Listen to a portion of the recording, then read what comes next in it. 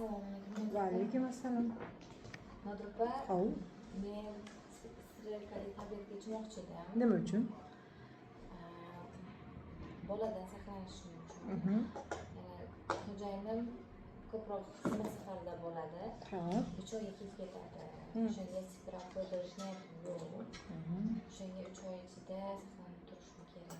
Hop, sizga nima laf qiladi? Endi hamma har xil gapiryapti. Internetda ham o'qidim. Noto'g'ri ichib qo'ysa qon kelib ketib qolishi mumkin ekan. Oshqozonda og'riq qiladigan. Mhm. Saqlanib turib ham homila bo'lib qolishi mumkin ekan. O'shanga strelkali tabletka haqida ozgina tushuncha bersangiz. Nima uchun bunaqa bo'ladi? Sizga aynan qaysi strelkali tabletkani tavsiya qilishgandi? Mediana. Medianani. Uni kim tavsiya qildi? Nima uchun buni tavsiya qilishdi? Dugonalar yoki ChatGPT. Ne? ChatGPTdan so'raysiz. ChatGPTdan nima deb so'ragansiz? Shu homiladan ChatGPT. Sim откройся, ну давайте. Shunga menga ozgina maslahat bersangiz. Ah. Qaysi bir yaxshiroq? Tushunarli, qaysi biri yaxshiroq? Demak, sizni birinchi savolingizga aytaman. Sizda to'g'ri narsa bu strelkali tabletkani agar noto'g'ri tanlasangiz va noto'g'ri qabul qilsangiz, sxemasiga amal qilmasangiz yoki uni sxemasini ichayotganda buzib qo'ygandan keyin o'zini to'g'irlashni qoidasi bor. Shunga ham amal qilmasangiz, bular sizga siz birinchidan boladan saqlamaydi. Ikkinchidan sizda hayz siklingizni buzib tashlaydi. Asosiy eng yomon salbiy oqibati bu bachadondan qon ketishini chaqirishi mumkin. Uni faqat keyin gormonal korreksiya bilan to'xtatish kerak. Bu narsa albatta avvalo o'zingizga bog'liq. Agar siz uni strelkali tabletkani biz kimga aytamiz? Masalan, sizning xotirangiz joyida bo'lsa, xayol parishon bo'lmasangiz, siz punktualniy odam bo'lsangiz yoki siz chunki o'sha narsaki strelkali tabletkani olganingizdan keyin uni har kuni qoldirmasdan ichish kerak bo'ladi. Bir xil vaqtda. Ya'ni aynan soat 9 desa 9 da emas yoki 8 da ichish kerak bo'lsa, hatto yarim soat, 1 soat o'tib ketsa, hech narsa qilmaydi. Faqat har kuni kechqurun deyilganmi, o'sha kechqurun ovqatdan ujindan keyin ichishingiz to'g'ri kerak bo'ladi. Endi strelkali tabletkalarimizda bizda ya'ni ko'klarda biz asosan monofazni ishlatamiz. Monofazni deganimiz har bitta masalan 20 bittali tabletka, 24 tali bo'lishi mumkin, aktiv gormonal tabletkalar. Bizda yana shunaqa vahima qilib kelishadi bemorlarimiz. Men dushanba, seshanba, chorshanbadan boshlab qo'ydim. Keyin esimdan chiqib qolib, dugonam bilan chalg'ib ketib qoldi, o'rtada aralashtirib, keyingi qatorga o'tib ketib qo'yibman, hech narsa bo'lmaydimi deb vahima qilishadi. Shuning uchun monofazda unaqa vahima qilish shart emas. Bir xil aktiv gormonal tabletkalarni xohlagan joyingizdan, xohlaysiz boshidan boshlab turib, esingizga kelib kelgan o'rtasida olasizmi, oxirida olasizmi? Bu prosta dushanba, seshanba, chorshanba, payshanba deb yozilgani bemorni adashib ketmaslik uchun yozilgan bo'ladi. Ya'ni siz aytmoqchi, siz hozir mendan so'ragan nojo'ya ta'sirlarni keltirib chiqarmaslik uchun yozilgan. Ya'ni xayol parishonlik bo'lmaslik uchun. Strelkali tabletkalarda ichayotganda birinchi qoida, buni vrach huzuriga borganingizda, vrach qabuliga sizga shifokor strelkali tabletkani ichish qoidalarini tushuntirish kerak yaxshilab. Masalan, men sizga strelkali tabletka yozib beryapman, aytaman: "Hurmatli bemor, strelkali tabletkani ichishda o'zini qoidasi bor, chunki bu gormonal preparat. Agar sizda qarshi ko'rsatma bo'lmasa, strelkali tabletka, ya'ni jigaringizda kasalliklar bo'lmasa, qoningiz qo'yiq bo'lmasa, kuchli ifodalangan varikozlar bo'lmasa, anamnezda trombofil o'tkazmagan bo'lsangiz, demak sizda trombofiliya kasali bo'lmasa, sizga strelkali tabletka ma'qul bo'ladi. Agar men sanab o'tgan holatlar bo'lsa, strelkali tabletka aslida mumkin emas.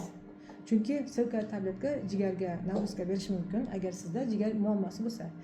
Qoningizni yana ham qo'ltirib yuborishi mumkin, agar sizda varikoz bo'lsa, anamnezda trombofil o'tkazgan bo'lsangiz yoki trombofiliya kasalligi bo'lsa.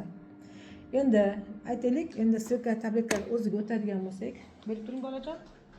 Strelkali tabletkani hozir men sizga misolda ko'rsatib beraman. 21 ta aktiv tabletkalarni olamiz. Olganimizda mana men sizga hozir doska qilib ko'rsatib beraman, tushuntiraman. Strelkali tabletkalarni yozib ichayotganda bizda uni ketma-ketlik davomiyligi bor. Siz qo'yib dushanbadan boshlaysiz. Masalan, sizda hayzingizni 3-kundan 5-kunigacha aytamiz. Agar sizda o'rtacha hayz 28 kunlik hayz sikli bo'ladigan bo'lsa, men 3 yoki 5-kundan aytib beraman sizga. Demak, birinchidan ketamiz, mana ko'ramiz, 1 ketyapsiz. Har kuni sizga ta'sir qilmaydi bemor. Hayzingiz 3 yoki 5-kunidan boshlaymiz. kechki ovqatdan so'ng to'q qoringa ichasiz. Nima uchun? Nima uchun degani, agar sizda, chunki bu gormon saqlaydi o'zida. Oshqozonda bizda buni nojo'ya ta'sirlari bor. Sizda ko'ngillanishi mumkin, oshqozonda og'ritishi mumkin. Shuning uchun kechqurun ovqatlanganingizdan keyin odam uxlaydi-ku. Siz ham to'q qoringa ichasiz, bu oshqozoningizda ko'ngillanishi, og'riqni kamaytiradi. Ikkinchisi, siz ko'ngillanish boshlanguncha siz уже uyquga ketgan bo'lasiz. Shuning uchun bu nojo'ya ta'sirini birmuncha kamaytiradi. Ikkinchidan, biz buni gormon preparat bo'lgani uchun dastlabki 7 ta tabletkani ichayotgan paytimizda bizda sirkali tabletkamiz kontrasepsiya xususiyati kamroq bo'ladi. U chunki 7 ta ichib bo'lganingizdan keyin уже 8-dan boshlab уже sizni boladan saqlash kuchiga kiradi bu. Tushuntira oldimmi? Shuning uchun qancha erta boshlasangiz, agar sizda ovulyatsiya ertaroq bo'lsa, masalan 12-chi, qaysiz 12-kuni yoki 11-kuni keladigan bo'lsa, siz iloji boricha sirkali tabletkani ertaroq ichishga harakat qilishingiz kerak. Shuning uchun 7 ta tabletkani ichib bo'lguningizga qadar siz qo'shimcha, agar sizlarda jinsiy hayot bo'ladigan bo'lsa, qo'shimcha kontrasepsiya usulidan foydalanib turishingiz mumkin. Masalan, salfetkalar bor yoki vaginal tabletkalar bor, shamchalar bor, dorilar yoki rezinkadan foydalanishingiz mumkin. Tushunarli. Ikkinchi qoida, qachon bu boladan saqlanmaydi? Birinchisini tushundingiz. Ikkinchisi, sirkali tabletkalarni ichish davomida siz antibiotik qabul qilsangiz, trankvilizatorlar qabul qilsangiz va psixotrop dorilar qabul qiladigan bo'lsangiz, bu dorilar sirkali tabletkalarni aynan kontrasepsiya xususiyatini keskin kamaytirib yuboradi. Shuning uchun agar siz sirkali tabletka ichayotgan paytingizda muolaja oladigan bo'lsangiz, siz qo'shimcha boladan homiladorlikdan saqlanish vositasidan foydalanib turishingiz shart. Buni sizga shifokoringiz aytishi kerak. Tushundingiz-a? Uchinchi qoida, masalan, siz sirkali tabletkani har 24 soatda ichyapmiz, to'g'rimi? Qabul qilyapmiz. Aytaylik, bir kun esimizdan chiqib qoldi. Balki sizni sababi har xil bo'lishi mumkin, yoki uyga kech keldingiz yoki kimnikidir yotib qoldingiz mehmonda yoki esingizdan chiqib qoldi. Mana bitta tabletkani siz propustit qildingiz. Qilganingizdan keyin nima qilamiz biz buni? Nima qilasiz? Vahimaga tushasiz, to'g'rimi? Voy, menda soat 9 da deganda, Nodir opa 9 ga deb yozib bergandi. Endi men 9 dan keyin nima qilasiz? ChatGPTga murojaat qilasiz yoki o'rtog'ingizga telefon qilasiz. Lekin menga telefon qilish yoki ya'ni shifokoringizga telefon qilish xayolingizga kelmaydi. Chunki sizda bu sizning xatoingiz bo'ladi. Sababi siz bu holatlarda maslahatda shifokordan emas, balki yoki internetdan so'raysiz yoki dugonlaringizdan yoki qo'shnidan so'raysiz. Bu sizning xatoingiz.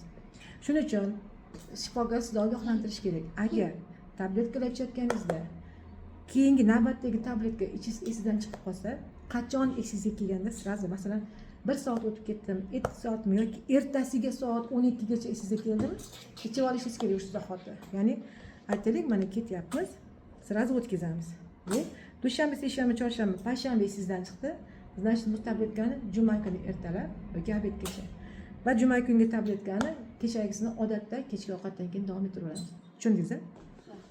Endi ketyapmiz. Endi qolgan kunlari odatdagidek bitidan ketaveradi. Значит, bir kun qoldirsangiz, ertasiga necha mahal ichasiz ekan? 2 mahal ichasiz. Endi 2 kun qoldirdingiz. Qani o'zingiz o'ylab ko'ring, nima qiladi dalshi? 2 kun 2 mahal. Молодец. Mana dushanba, seshanba, chorshanba ichdingiz, payshanba, juma yana esimizdan chiqib qoldi. Nima qilamiz biz? Shu payshanba, jumani shanba, yakshanbaga bo'lib beramiz. Вот shanba, mana yakshanba. Shanba, yakshanba biz 2 mahaldan ichamiz. Ertalab, kech payt, ertalab, kech payt. Tushuntira oldimmi? Qolgan kunlar qanday ketadi endi sizda? Qolgan kunlar odatdagidek ketadi. Ya'ni bittadanmi bir mahaldan ketaveradi. Mana bittadan ketamiz. Mana qolgan kunlari bir mahaldan dalshi ketyapmiz. Tushundingiz-a? Endi 3 kun esimizdan chiqardik. 3 kun esimizdan chiqarsak nima bo'ladi? Mana dushanba ichdingiz, seshanba, dushanba ichdingiz, seshanba, chorshanba, payshanba bizda esimizdan chiqib qoldi. Nima bo'ladi endi? 3 kun. Albatta. 3 mahal. Nima uchun 3 mahal? Qolganlariga Sizga 2. 3 kun 2 mahaldan ichamiz. O'tkazaman, mana o'tkazaman. Bu orada qolib ketgan 3 ta kun. Tushundingiz-a? Kassetamizda, значит, bizda 3 kun 2 mahaldan ichasiz va qolgan dozalar odatdagidek ketadi. Mana 3 kun 2 mahal ichib bo'lganingizdan keyin qolgani yana bittadan davom etamiz. Lekin shu keli endi 4 kun esingizdan chiqdi, nima qilasiz? kun 2 Da. mahal yoki Qanaqa? 3 mahal ichamizmi, 2 mahal, 4 mahalmi, qanaqa bo'ladi? 2 mahal. Demak, sizga 2 barobar 2 qo'yaman. Mayli, 2 qo'ymasam ham bo'ladi. VOZ bo'yicha, Butunjahon Sog'liqni saqlash tashkiloti bo'yicha, ayniqsa kontrasepsiya bo'yicha masalalar muhokama qilganda silka tabletkalarni tushirib qoldirish faqat 3 kungacha ruxsat beriladi, xolos. 4 kun уже ruxsat bermaydi. Sizda uni уже boladan saqlamaydi ham, kirvitishini qattiq berib yuborishi mumkin. Tushuntirdimmi? Shuning uchun faqat 3 kungacha. Bu degani masalan sizga tushuntirdimmi? Siz baribir o'zbeksiz-ku.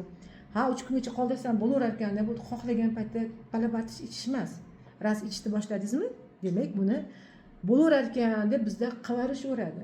Tushuntirdimmi? Shuni amal qilib, iloji boricha qoldirmasdan ichishga harakat qilishimiz kerak. Tushundingizmi? Endi shu qoldirgan kunlaringiz sizda kontrasepsiya xususiyati buni keskin kamayadi. Shuning uchun bu kunlar siz xo'jangiz bilan qo'shiladigan bo'lsangiz, ya'ni jinsiy aloqa bo'ladigan bo'lsa, qo'shimcha saqlanish usullaridan foydalanishingiz shart. Tushuntirdimmi? Bu aynan siz qo'rqqan kontrasepsiyani, ya'ni ChatGPT yoki dugonalar aytgan, bu boladan saqlamaydi yoki bu qon keltirib yuboradi degan nimasi bo'ladi. Tushundingizmi?